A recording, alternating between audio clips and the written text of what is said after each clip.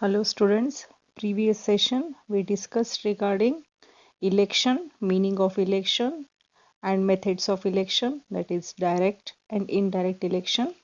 Then now we'll discuss regarding organization of Election Commission of India.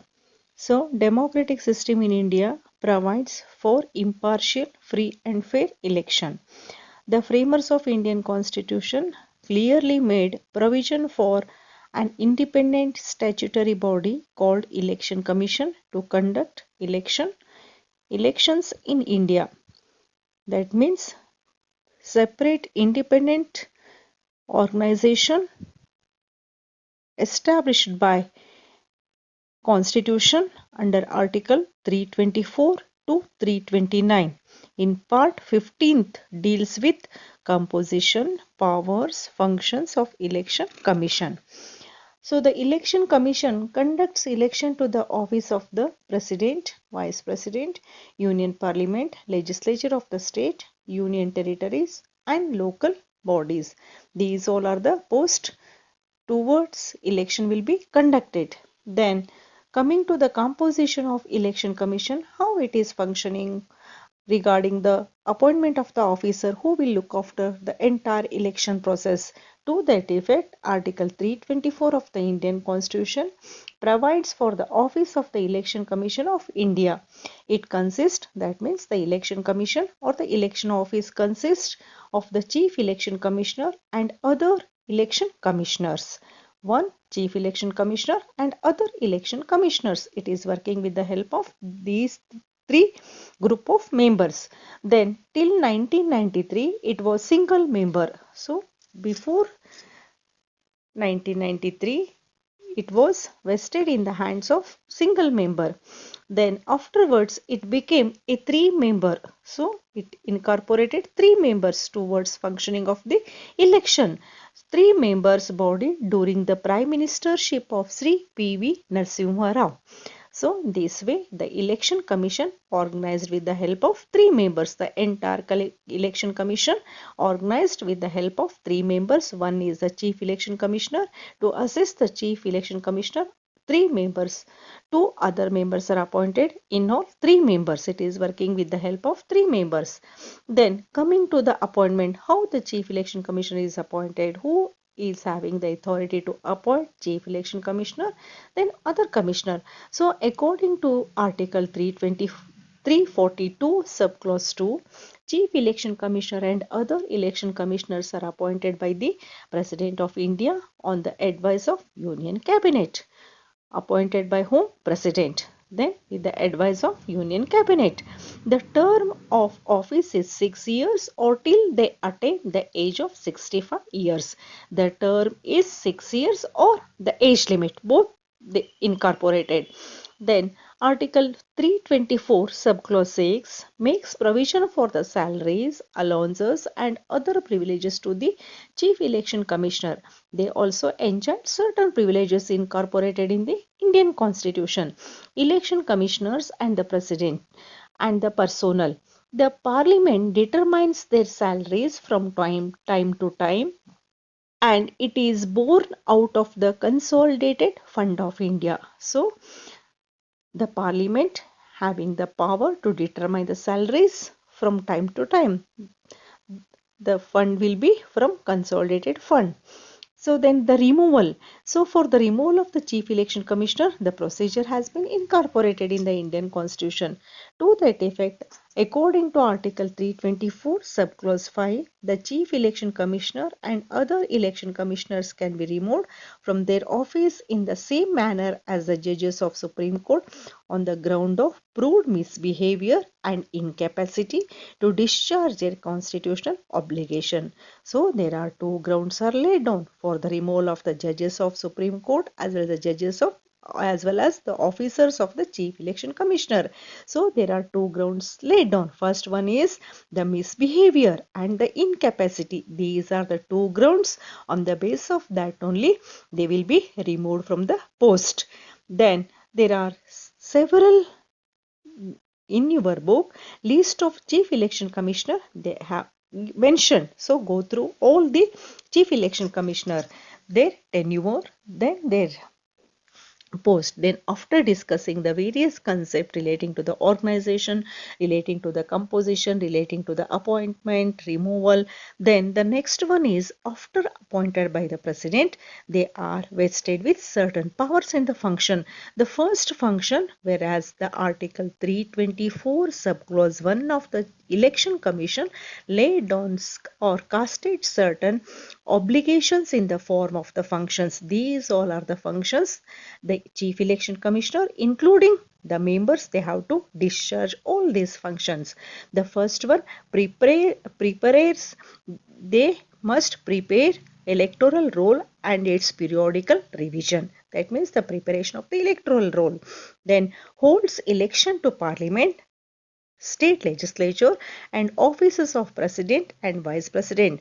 So they must conduct the election to parliament as well as the state legislature and the offices of president and vice president. Then after the announcement of the election, it decides the timetable. Then the fourth one, it conducts the by-election to vacant seat. Whenever the post fall vacant, to that post, the chief election commissioner is having the authority to conduct the election only to that post. Then it grants recognition to political parties as national and the state level parties. Recognition in respect of the parties, whether that party fall under the national or the state. So that is in the hands of the chief election commissioner to decide. Then according to Election Act 2000. So these all are the functions casted upon the chief election commissioner. They have to discharge during their tenure. Then apart from for national party, so 6% of the casted valid votes in 4 or more states in Lok Sabha or Vidhan Sabha election and 4 Lok Sabha seats in any state for states. They have laid down regarding the party on the base of the party. Then next one for state party, for national party they have laid down this is the nature of the nature of organization of the party. 6% of the casted valid votes in 4 or more states in Lok Sabha or Vidhan Sabha election and 4 Lok Sabha seats in any states or states. Then minimum 2% of Lok Sabha seats in 3 states. For state party also they have laid down the procedure. And then the next one, that is the it scrutinizes the nomination paper. Then the other function of the chief election commissioner to examine the nomination paper. So regarding the election, the people will contest for the election by filing their nomination paper. So it is the function of the chief election commissioner to scrutinize those nomination papers. Then it allowed symbols to political parties and independent candidates. So it is the function of the chief election commissioner to allocation of symbols to political parties. Then it appoints officers and other staff officers to conduct election and make necessary arrangements. So they also empower to appoint the officers to conduct the free and fair election. It can order for repoll in any constituency or any polling booth. So they have the power. Then it can withhold the election result on valid ground. The chief election commissioner is not only having the power of appointing the officers to conduct the election, apart from they also having the power to withhold the election result on valid grounds. Then the president or the governor acts on the advice of the elected commission at the time of the disqualification of the members of the house. So whenever the election take place towards the Lok Sabha as well as the Rajya Sabha as well as the vice president, under such circumstances the final decision of the chief election commission will be taken into consideration by the president as well as the governor, whereas in case of the Lok Sabha the president, whereas in case of the state the governor. So the governor as well as the president has to act on the advice given by the chief election commissioner towards the disqualification of members of the house. Then it enforces the code of conduct for the candidates and political parties, that is the election expenses and submission of the accounts after the election, environmental protection against noise pollution etc during the election. So it also provides certain code of conducts. It provides certain guidelines for the candidates towards the contesting the election. Then the next one, as per the representation of the people's act, that is ERPA of 1950, and 1951 Election Commission of India conducts the process of election. So the entire power relating to the election is in the hands of the Chief Election Commissioner. Then after discussing the various concepts relating to the composition, appointment, removal, powers and functions of the Chief Election Commissioner. Now we'll come to know the electoral reforms. What are the reforms? Already we come to know the concept of the election. The concept of the election came into existence in 1950. That the first Lok Sabha election was held. So till that, so many reformations took place towards the organizing, towards conducting the election. What are those reforms? How those reforms came into existence? Which committee contributed towards the reformation of the election process? To that effect, the success of the parliamentary democracy depends on the political stability which lies in the pure and the honest electoral system. So the very success of the democratic form of the government is depending upon well organized election system. Democracy is the nothing but it is the will of the people and their opinion is sacred. Hence called as the voice of the people is the voice of God. In this regard, educating people politically and strengthen the democratic system, reforms to the election system are necessary. So reformation is very essential. So it ensures impartial, free and fair elections through ballot papers but not bullets. In this regard, many committees were appointed by the successive governments. The most important among them are they. So with the help of the committees, certain reformations took place towards conducting free and fair election. The first committee formed under the leadership of V.K. Tarkunde Committee in 1974 to 75. Then the second committee, Dinesh Goswami Committee, 1990. Then third one, Justice V.R. Krishna Iyer Committee, 1994. Then Vanco Committee. Then Indrajit Gupta Committee, 1998. Justice Kuldeep Singh Committee, 2002. Then last one, Law Committee report. On the basis of the recommendation of the committees, the government have implemented the following reforms. So these all the committees came into existence. The main aim of all this committee to bring the reformation in the existing election process. On the basis of the reports submitted by all these committees, certain reforms took place towards functioning the organization of election. In that, the first one, the introduction of the EPIC. It means elector's photo identity card. It is known as EPIC. Is introduced by then Chief Election Commissioner T.N. Seshan. Under the leadership of T.N. Seshan, it was introduced in 1990, 1960, 1996 to conduct the free and fair election to remove evil practices like corruption and impersonation, that means bogus voting, etc. It was introduced in India in 1993. The arrangements were made to issue EPIC to prevent impersonation of electors. Initially, it was difficult to issue identity card to all the voters due to some technical problems, but during the term of MS Gill, the position of EPIC by voters was made compulsory. It is an official document issued by the Chief Election Commissioner to all the eligible voters. It consists of information of voters, age, name, photo, gender, addresses, constituency, date of issue, etc.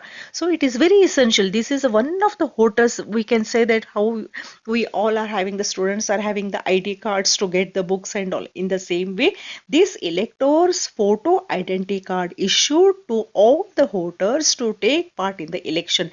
They have to show that voter cards, then they can cast the vote. So that voter card includes all these concepts, their name, their age, their gender, address. So that is one of it is issued by the election commissioner to the voters, so to voters.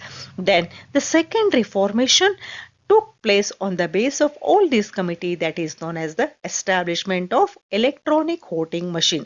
Earlier manual the EVM is one of the important innovations of modern technology. It has replaced the system of ballot box and ballot paper with most effective electronic voting machine. The EVMs were introduced for the first time in 1998. This process was introduced in 1980 in the Legislative Assembly elections of some states, and it was successful. Later on, the 14th Lok Sabha election, they were used all over India. It consists of controlling unit and balloting unit, and both are interconnected with the cable. The balloting unit is kept in the place where the voters exercise votes.